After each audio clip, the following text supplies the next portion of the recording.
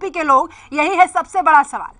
इस सियासी महाकुंभ में हजारों प्रत्याशियों की किस्मत दांव पर लगी है, लेकिन यूपी की सभी 403 विधानसभा सीटों में कुछ हॉट और हाई प्रोफाइल सीटें ऐसी भी हैं जिस पर सिर्फ किस्मत ही नहीं बल्कि दिग्गज प्रत्याशियों की साख भी दांव पर है। चरण दर चरण हम आपके सामने उन सीटों को चुनकर ला रहे हैं जहां इस बार कांटे की टक्कर दिखाई दे रही है।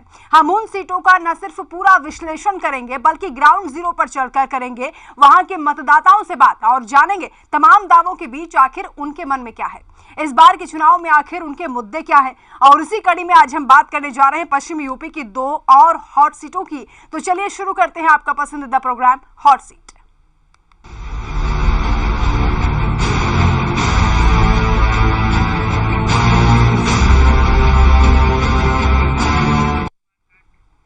उत्तर प्रदेश का विधानसभा चुनाव मतलब एक सियासी महाकुंभ जहां दांव पर है हजारों प्रत्याशियों की किस्मत।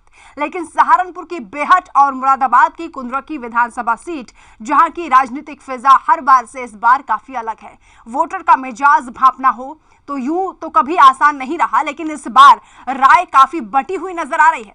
खासतौर पर किसान आंदोलन, सामाजिक समीकरण और विकास के मुद्दों की बात करें तो तस्वीरें कुछ और ही दिखाई देती हैं। रिपोर्ट आप देखिए, फिर विस्तार से इन दोनों सीटों पर हम करेंगे चर्चा।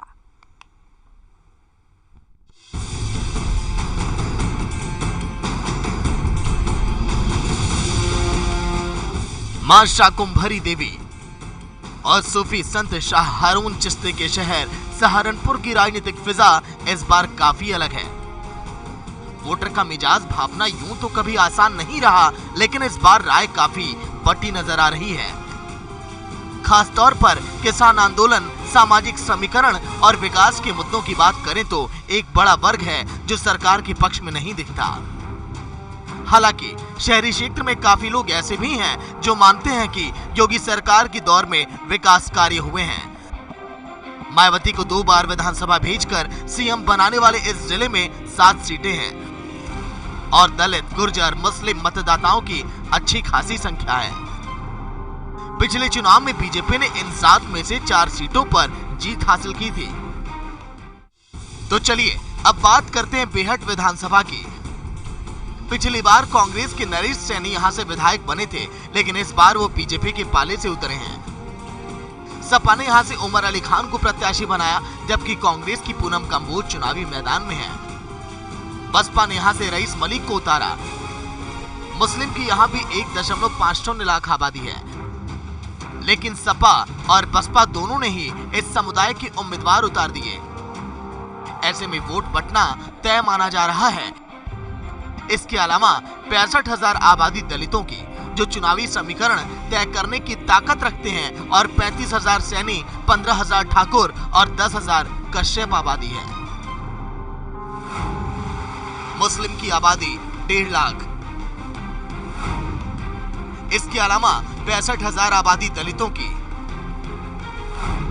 35,000 सैनी, 15,000 ठाकुर और 10,000 कश्यप।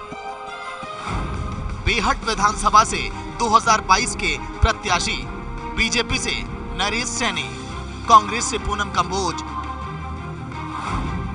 सपा से उमर अली खान, बीएसपी से रईस मलिक। उनकी जीत का अंतर बहुत कम था। वो कांग्रेस प्रत्याशी नरेश से मात्र 514 वोटों से ही जीते थे। 2017 में फिर चुनाव हुए। महावीर सिंह राणा को हराकर इस सीट पर नरेश ने कब्जा जमा लिया।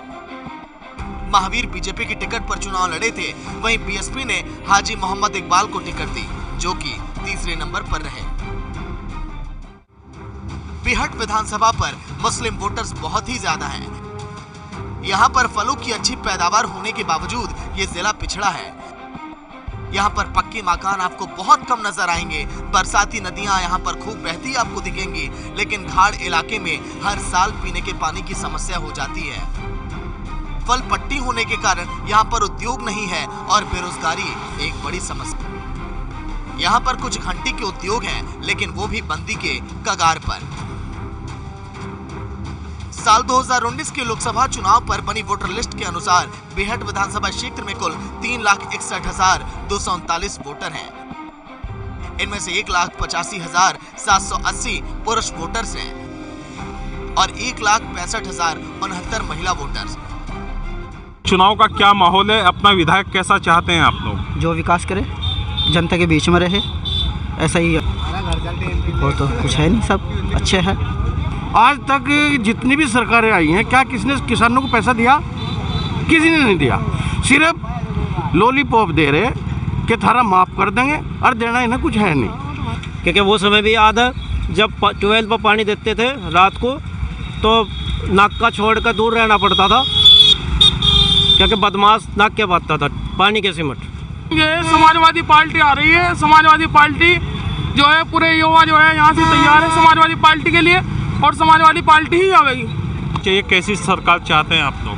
जी समाजवादी उमर अली खान।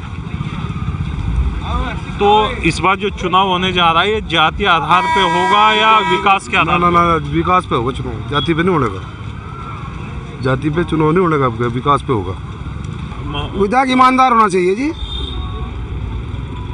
जैसे हमारे बीजेपी के हैं, ऊपर भी नीचे भी सरकार हमारी है, और आने वाले टाइम में भी सरकार हमारी बनेगी। सरकार काम करने वाली, जो अच्छा काम करे सरकार, खाली नाम नहीं, काम से हो, विकास हो, अच्छा शासन चले, ऐसी सरकार चाहते। तो जो 5 साल सरकार के गुजरे, ये कैसे लगे हैं? ठीक है, किसी हद तक बढ़िया है, कोई दिक्कत नहीं है, बढ़िया है। तो आज जिन 2 हॉट सीटों की हम बात कर रहे हैं, उनमें कुंद्रकी और बेहट सीट है। मेरे साथ मेरे सहयोगी आशीष प्रमोद गोस्वामी जुड़ रहे हैं इलेक्शन डेस्क से, विस्तार से चर्चा करेंगे। आशीष, सबसे पहले बात कर लेते हैं बेहट सीट की, जहां 2017 में कांग्रेस के नरेश सैनी जीते थे, लेकिन दिलचस्प बात यह है कि नरेश सैनी अब बीजेपी की तरफ से उम्मीदवार है, और समाजवादी पार्टी ने यह सोचकर मुस्लिम कैंडिडेट उतारा है कि निर्णायक भूमिका में यहाँ मुस्लिम रहते हैं, यानी रोमांचक हो चुका है मुकाबला यहाँ पर। जाहिर तौर पर वंदना, पहले तो बहुत शुक्रिया आपका। और देखिए, सबसे बड़ी चीज़ ये है कि इन दोनों सीटों पर, या पश्चिम यूपी की किसी भी सीट को आप उठाकर देख लीजिए, सबके अपने अपने दावे हैं। सभी कह रहे हैं कि हम अपनी सीट निकाल कर दिखाएंगे, हमारे पास इतना वोट बैंक है। लेकिन जो बात आ जाती है, वो आ जाती है समीकरण की, जातिगत ताने बाने की, वो समझना बेहद जरूरी हो जाता है। मेरे हाथ में जो कागज है, इसमें आंकड़ा है, वो मैं आंकड़ा दर्शकों को बताऊंगा, उसके बाद इस पर चर्चा करेंगे वंदना, क्योंकि बहुत ज्यादा अहम हो जाते हैं ये आंकड़े। शुरुआत हम बेहट से करते हैं। सहारनपुर जिले की सीट आती है। यहाँ पर वोट परसेंटेज की अगर वंदना बात करें तो मुसलमानों की आबादी यहाँ पर करीबन 1.5 लाख है, यानी 1.5 लाख मुसलमान वोटर्स हैं, मतदाता है, जो निर्णायक भूमिका निभाते हैं। इसके अलावा 65,000 आबादी यहाँ पर दलितों की आ जाती है, 35,000 सैनी यहाँ पर है, 15,000 ठाकुर है, 10,000 कश्यप हैं, ये भी एक प्रभाव छोड़ते हैं। अब बात अगर कुंदरकी की जाए तो कुंदरकी के भी आंकड़े देख लीजिए।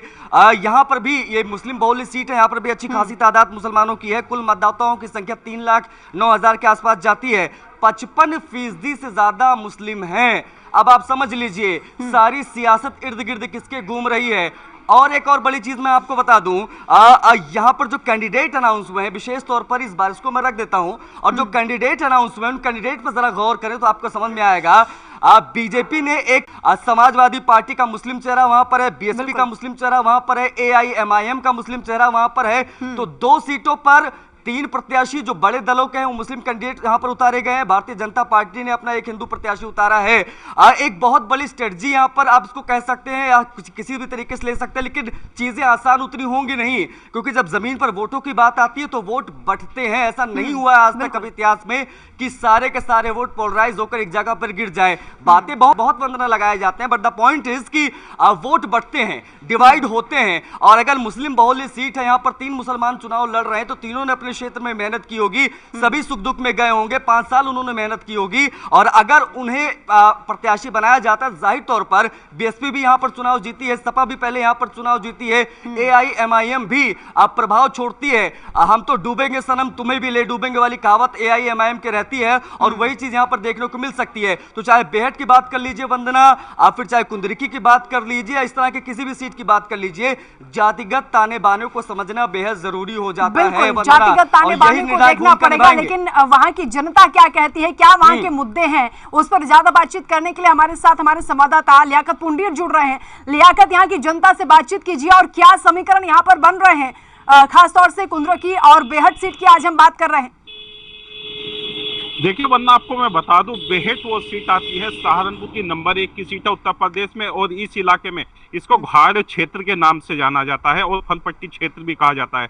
मां शाकुंभरी देवी का जो मंदिर है वो भी इसी इलाके में आता है, और जो बीजेपी के लोग हैं वो इसी इलाके से पूजा अर्चना करने के बाद चुनाव का आगाज करते हैं। और इस इलाके में कहा जा सकता है कि बीजेपी की तरफ से जो कांग्रेस के विधायक नरेश सैनी हुआ करते थे उनको प्रत्याशी बनाया गया है, क्योंकि बीजेपी ने इस क्षेत्र में कभी जीत हासिल नहीं की है। 1993 में जो चुनाव हुआ था, 1993 में बीजेपी का यहाँ से उम्मीदवार विधायक बना था, लेकिन उसके बाद से लगातार इस सीट को बीजेपी हारती चली आ रही है।